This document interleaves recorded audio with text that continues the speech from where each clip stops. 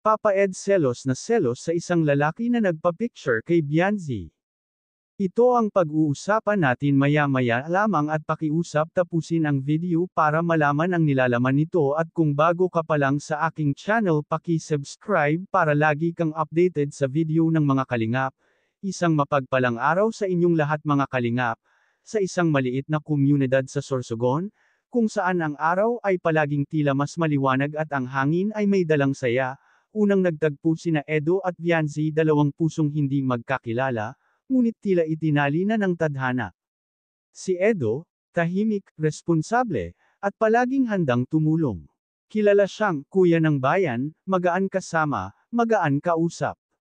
Si Bianzi naman, masayahin, matulungin at mabait na bata at may ngiting kayang magpaga ng kahit gaano kabigat na araw. Isang hapon, kasama ni Kailan Gaprab si Edo upang maghatid ng tulong sa isang pamilyang nangangailangan. Pagdating nila sa lugar, naroon si Bianzi, abalang-abala sa pagtulong sa kanyang ina. At noong nagtagpo ang kanilang mga mata, parang tumigil ang ingay ng paligid. Parang sabay silang hingal, pero hindi dahil sa pagod, kundi dahil may kung anong kumalabit sa kanilang puso.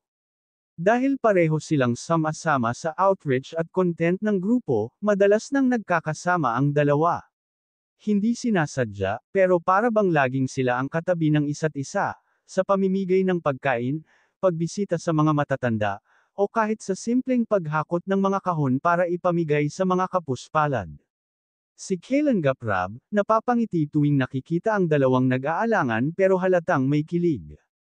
At doon nagsimulang ma-form ang love team na minahal ng marami.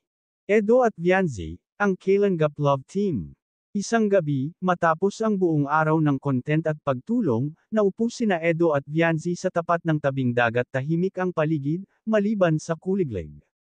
At doon nagsimulang mas kumulabog ang puso ni Edo. Siyempre, hindi nawawala ang insecurities. Minsan, may lalaking lumapit kay Bianzi habang naglalakad sila papunta sa sasakyan. May isang lalaki na lumapit kay Bianzi, gusto nito na maka-selfie si Bianzi. Pagkatapos ng selfie, hindi nakasagot si Edo. Pero nang umalis ang lalaki, napabuntong hininga siya. Dito nga ay nagseselo si Edo tuwing may lalapit kay Bianzi para magpa-picture. Bahagya niyang hinawakan ang kamay ng dalaga. Habang nagse-set up sila para sa shoot, lumapit si Edo kay Kalingap Rab at sinabi nito ang problema tungkol kay Bianzi. Sinabi ni Kalingap Rab na huwag munang seryosohin ang kanyang nararamdaman at nag-aaral pa si Bianzi. Dapat daw hintayin si Bianzi na makapagtapos at saka na lang isipin ang mga bagay na iyan. Ang mahalaga ay lagi naman niya nakikita ang dalaga at paminsan-minsan ay nakakasama. Hanggang dito na lang ang update ko mga ka-viewers. Maraming salamat at God bless sa inyong lahat.